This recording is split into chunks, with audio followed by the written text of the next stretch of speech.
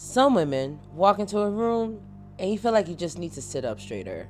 Other women walk into the room and you feel like you need to tell the truth. Happy Mother's Day to all the mothers.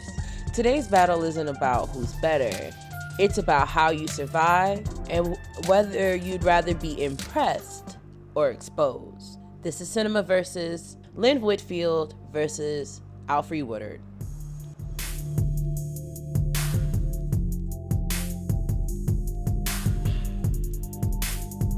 What's up, what's goody, and what's poppin'? And welcome back to my channel. If this is your first time being here, first of all, hey, Professor Ogilvy! Hello! My name is Top Cat. I am your YouTube personality, reactionary goddess, and cinema griot. And welcome to CinemaVerses. Thank you so much for being here, because you could have been anywhere on Beyonce's good internet, but you were here with me.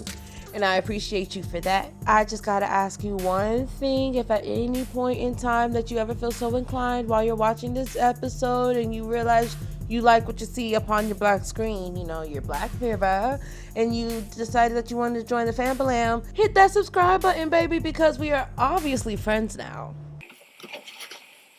We're friends now. Welcome back to CinemaVerses, where we don't just compare films, we break them down on a psychological, spiritual level. Today we're stepping into a matchup that feels less like a debate and more like a reckoning. On one side, you have elegance, control, perception, that is Miss Lynn Whitfield. And on the other side, you have truth, grit, and emotional weight, Miss Alfre Woodard.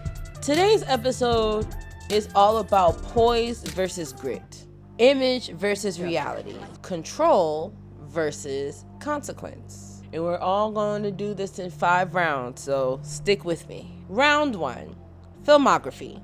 This round is where we start looking at the body of work, everything in totality. And again, I know that these legendary women have work on the smaller screen with Luke Cage and Greenleaf. However, because the name of the show is CinemaVerses, we're just going to stick to cinema and films only. Starting with Miss Alfre Woodard. When you look at Alfre Woodard's filmography, you're not looking at a transformation through appearance. You're actually watching transformation through burden. In the movie Clemency, she doesn't just perform pain, she contains it. And that's what makes it so heavy. You don't get a release, you get a breakdown. And you just have to sit there with her while it builds.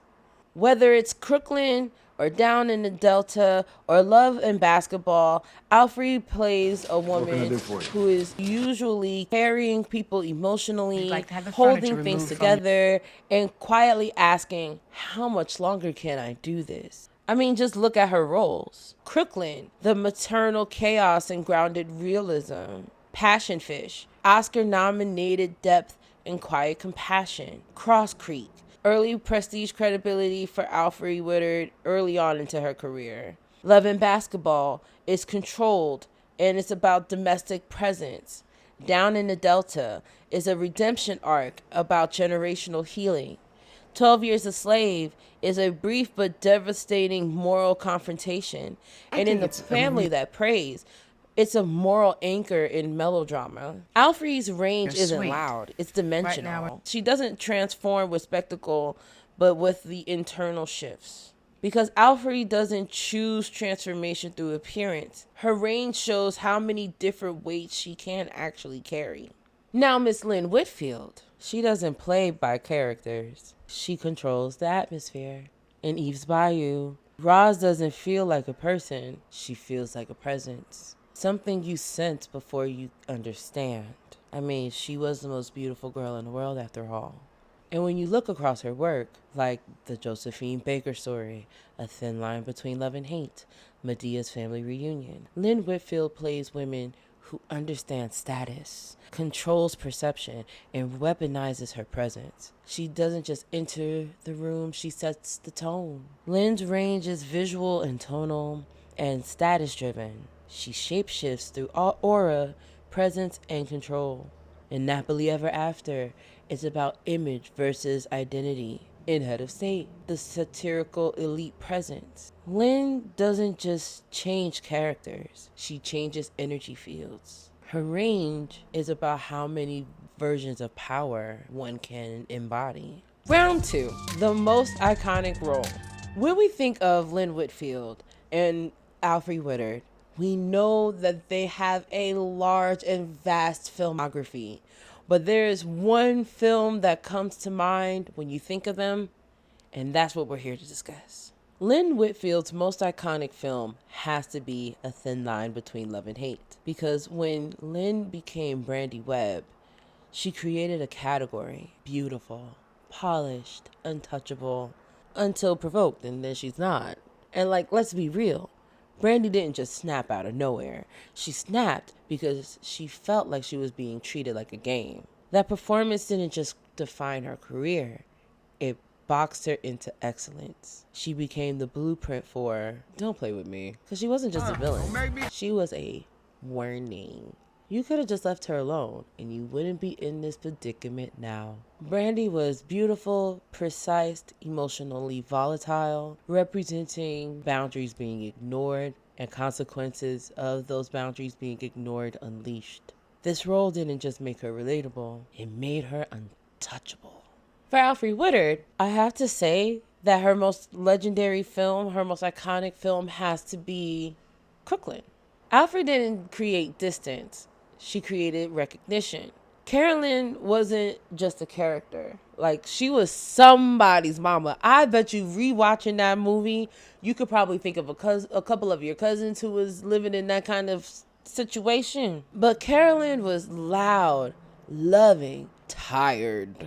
And yeah, there was a lot of yelling in Crooklyn. I mean, that yelling came with love without a filter. Carolyn wasn't a perfect mother, but she was a real one. You got to see the highs, the lows, the loudness, the stress, the loving energy that flowed from her, but she was flawed. And much like Alfre's work, it feels more like a portrayal of memory than a performance. This role didn't make her famous. It made her familiar. Lynn became a woman that you did not want to cross, and Alfre became more of a woman that you already know.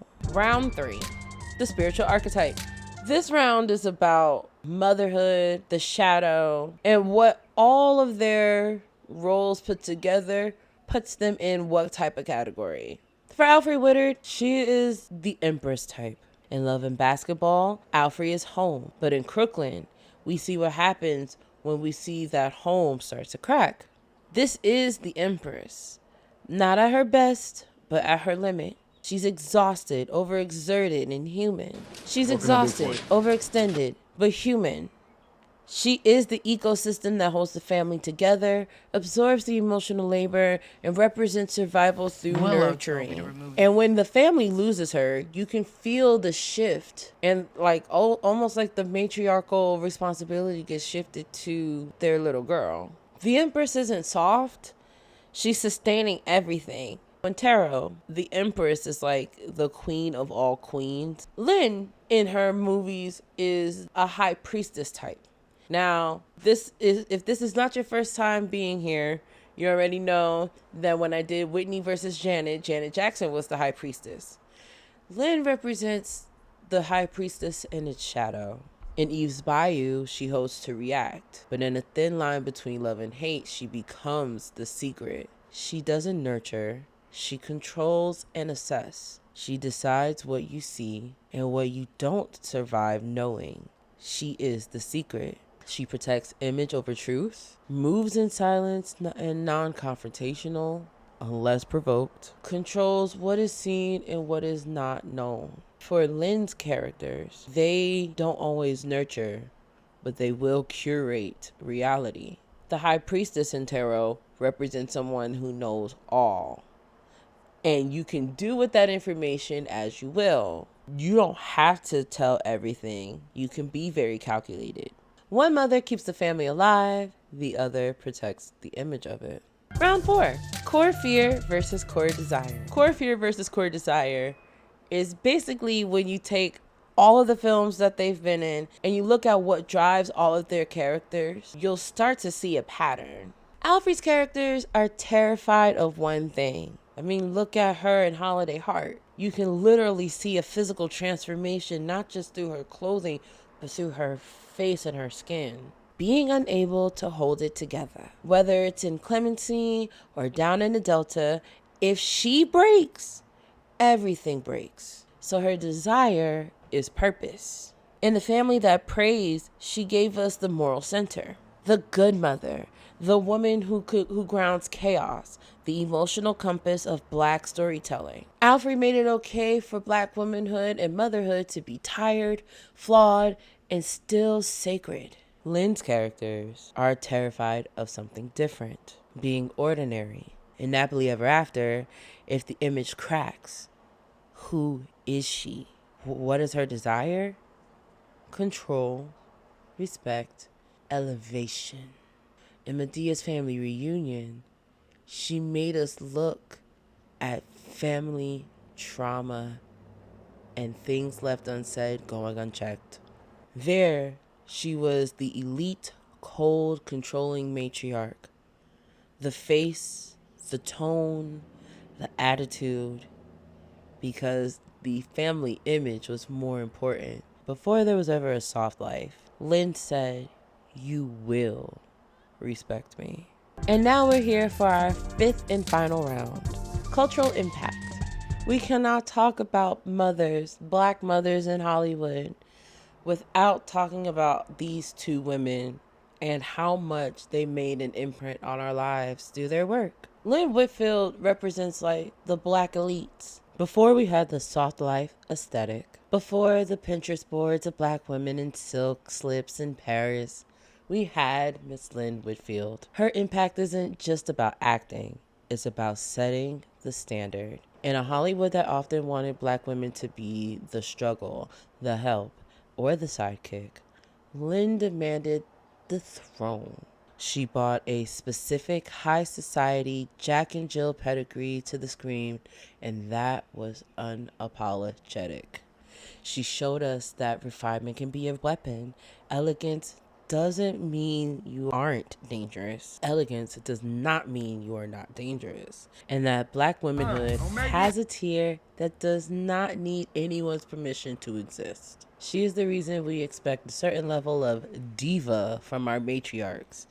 She created the lane for the high fashion, high stakes Black mother that actresses are still trying to emulate today.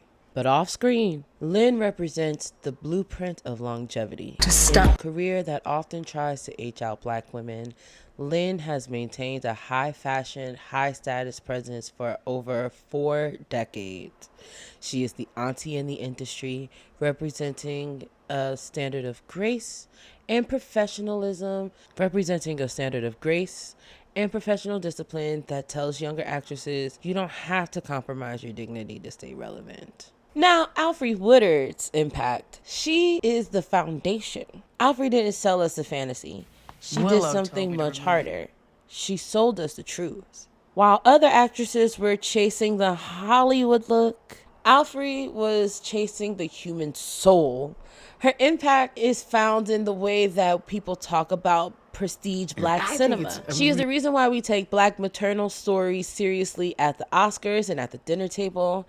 She validated the tired mother in the city, the woman finding herself in the country, the woman holding up the moral sky for everyone else. Alfre's impact is longevity through integrity. She proved that you don't have to be the girl to be the star. You just have to be the heartbeat. And off screen, Alfre's impact is even deeper. She's a foundational activist. Alfre represents the Black grassroots. So she doesn't just walk the walk, she talks the talk.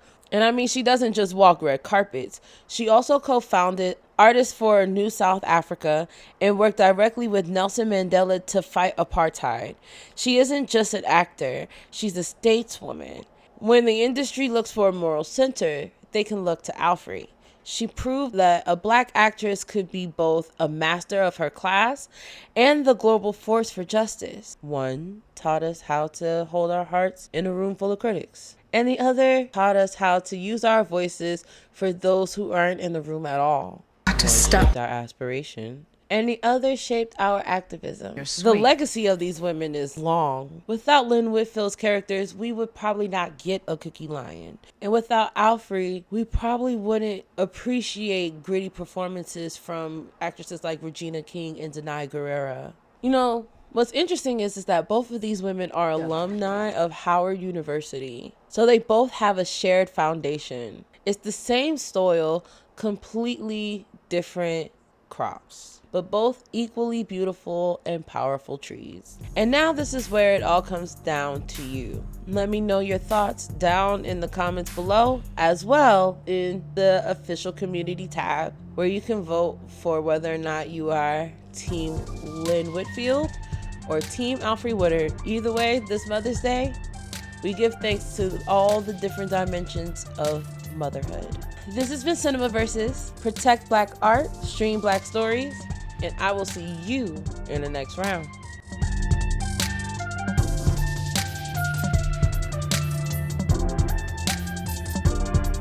Thank you so much for watching today's episode. Again, I wanted to wish a big happy Mother's Day to all the mothers out there.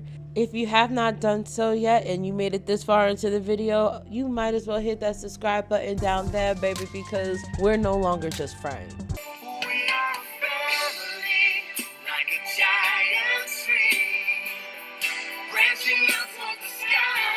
If nobody has told you this, I love you.